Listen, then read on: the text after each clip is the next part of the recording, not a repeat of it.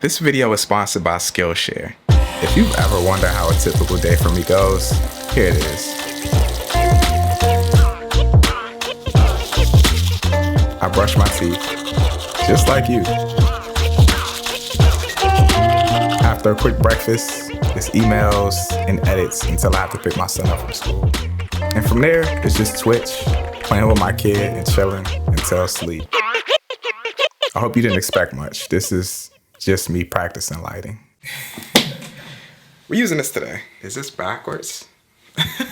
This one aspect of lighting I never ever practice. So I think this will be an ongoing thing where I'm just practicing little elements of lighting, and then once I get to the set and actually shoot the videos, I'll be able to combine all of these elements of lighting. I'm just bouncing light today. That's it. There's gonna be no direct light sources hitting me in any of these shots. This should be interesting because, like I said, I don't ever bounce light, but I always see so many different bounced lighting setups that look incredible. So this should be a good practice. This is the aputure spotlight mount. I use this a lot, but never in the way that I'm about to use it. Now, the reason that this is perfect for bouncing light is these little things right here on the side of the spotlight mount allow you to make the source of light however big you want it to be. You can get very specific with the shapes and the sizes of the bounce that you want to do. So this is going to be perfect for this application. I'm going to put this on the 300D and we're going to step into this first scene and set it up and figure it out. Y'all have already seen this, and that's the wild thing about editing. You guys already know how this turned out, but I'm about to actually go do it. So hopefully it's fire.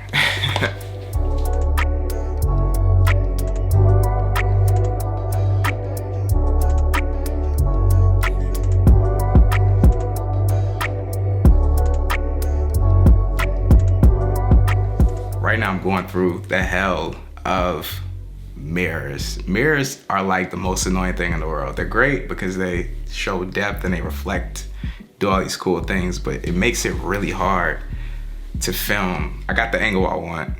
It's just the light is in the mirror and the frame. So now I'm trying to figure out how to move this out and still be able to get the bounce that we want.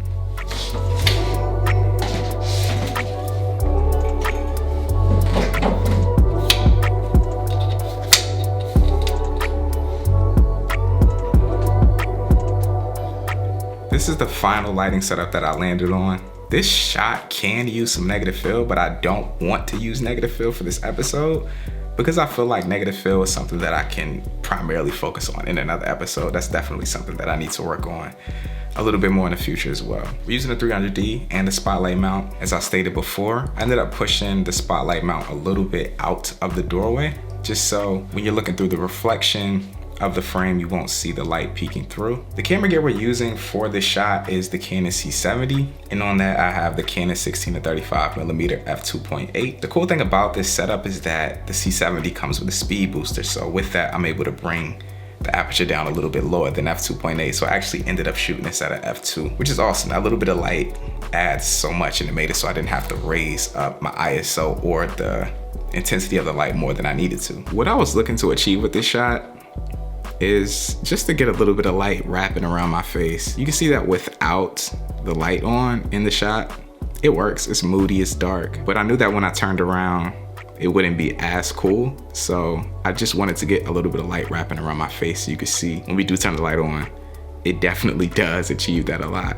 It brings up the overall ambience in the room, which I don't necessarily think is a bad thing, but if I was able to get some negative feel in here, some flags and all of that, it would definitely be a bit more of a contrasty shot. I also forgot to mention I am using 1/4 Pro Mist on the shot as well, and this is giving the window light a lot more bloom. I also feel like this is one of those shots where I'm gonna add a ton of grain, so if I do that, this is why it looks grainy. I just like grain, I don't know. That's my thing, that's my vibe.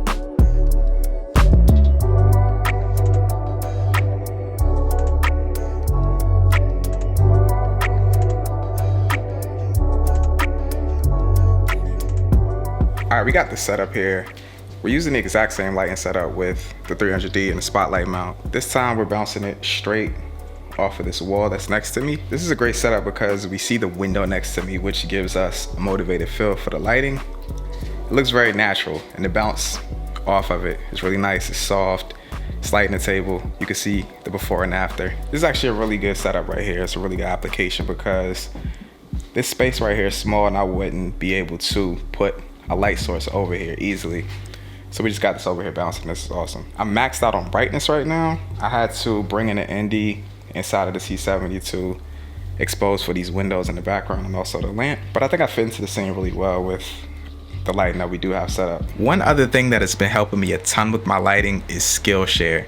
I checked out this one class on Skillshare called Advanced Lighting for Film Professionals by Joe Van Auken. And man, this class does an incredible job at teaching advanced lighting techniques. Skillshare is an online platform with thousands of classes about an array of different topics, but few that really relate to us.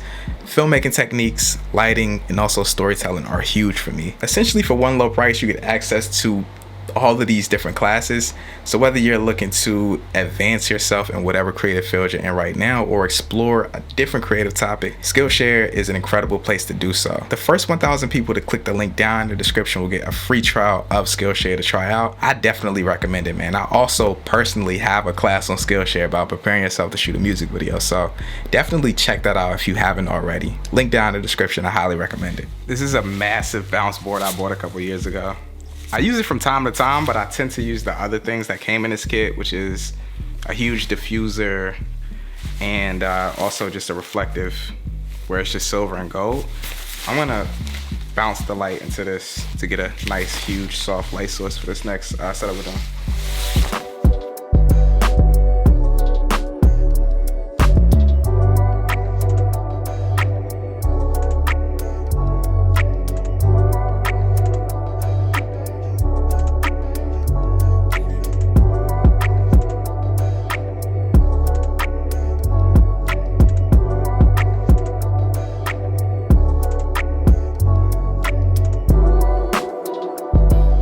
All right, so we got this next setup done. We have the huge bounce board. I'm gonna leave a link down to this in the description if I can find it. I bought this so long ago. But this is great for bouncing light. I'm shooting the spotlight straight into this from across the room. This space over here by my TV is so small, it's no way I would be able to get a light source as big as this over here and lift the overall ambience in the room. For the close-up of this shot, I'm gonna move this in a little bit closer. And they do this in films all the time where they shoot the wide and then they bring it in the lighting or the modifiers closer on the close-up because obviously you don't need to necessarily see a wider shot. And this is just to light me up a little bit more. I have the spotlight mount at 100%. And this is one of those instances where I wish I had a 600D. I've always felt like I don't necessarily need one of those, but you lose a lot of light on the bounce. So this is raising some eyebrows.